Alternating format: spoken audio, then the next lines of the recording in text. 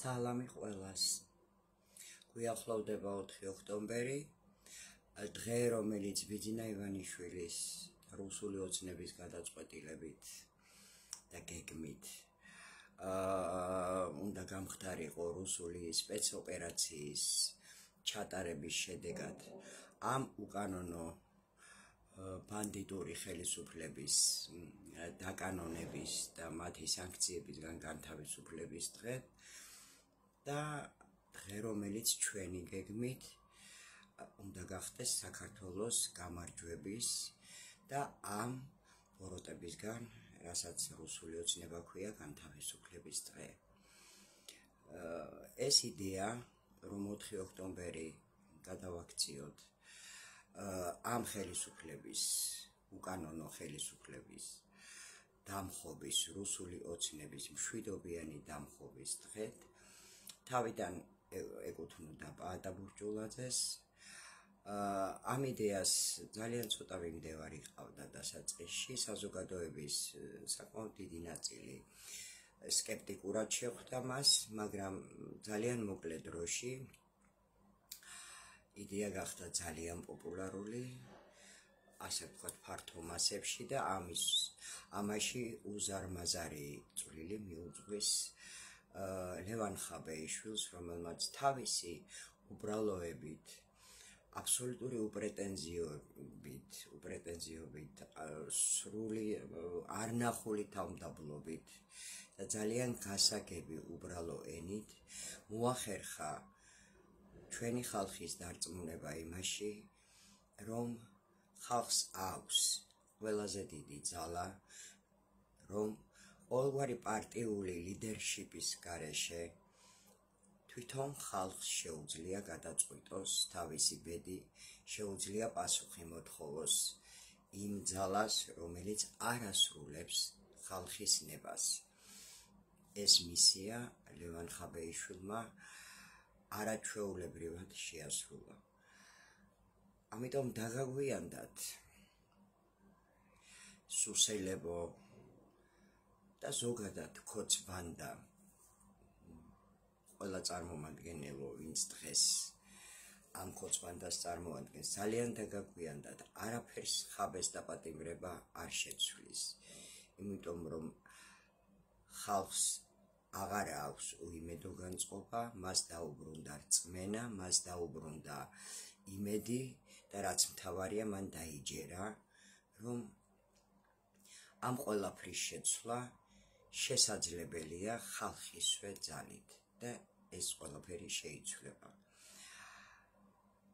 ვერც მურთას ზოდელავას დაპატიმრებით ამ არაჩვეულებრივი ადამიანის, უნიკალური პროფესიონალის, უწესიერესი, უპატიოსნისი ადამიანის დაპატიმრებით შეცვლით რამეს, იმიტომ რომ მანაც თავისი ძირითადი საქმიანობა უკვე მოახერხა ისე, რომ მისი გამგრძელებლები არსებობენ და ვარსებობთ.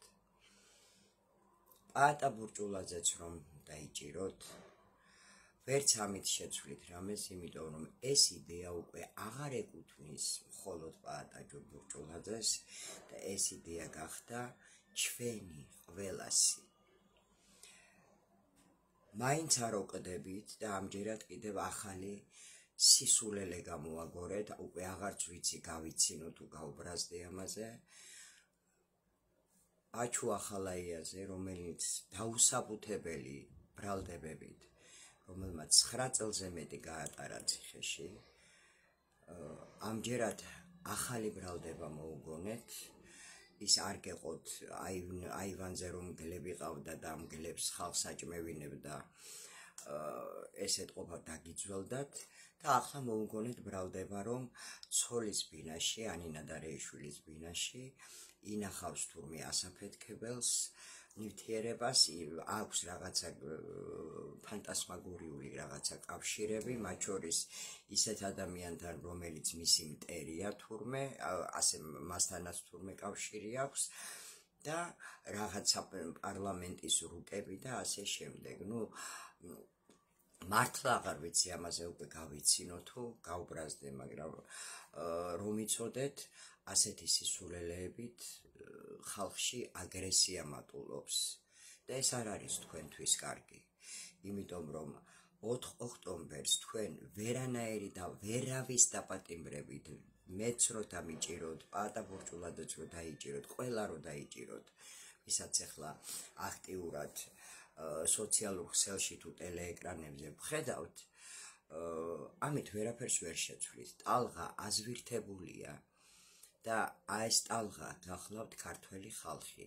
მაშინ ხალხი უნდა დააპატიმროთ და ხალხის დაპატიმრება შეუძლებელი რომ არის, ალბათ ეს თქვენ ძალიან ვიწრო შეზღუდულ ტვინებში ეს მაინც უნდა შევიდეს და ამას მაინც ხვდებით. ერთადერთი რაცაც თქვენ აი ასეთი დაკავებებით შეიძლება მიაღწიოთ არის ის, რომ მიიღოთ უმართავი პროცესი და თუ რას ნიშნავს ხალხის მიერ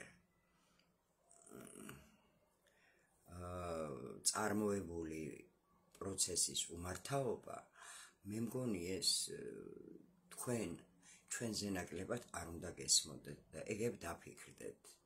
ჩვენ გთავაზობთ მშვიდობიან დამხობას ცივილური ფორმით და ასე იქნება კარგი არა მხოლოდ ქვეყნისთვის, არამედ თქვენთვისაც.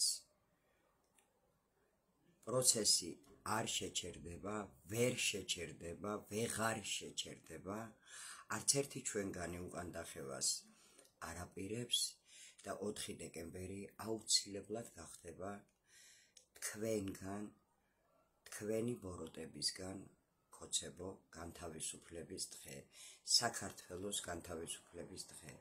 ჩვენ ვართ საქართველო და ჩვენ აუცილებლად გავიმარჯვებთ.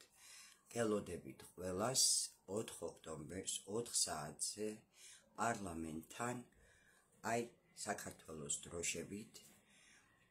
დროშების მშვიდობიან რევოლუციაზე. უახლოეს დღეებში დაიდება საჯაროდ ამ აქციის სამოქმედო გეგმაც. მომავალ შეხვედრამდე.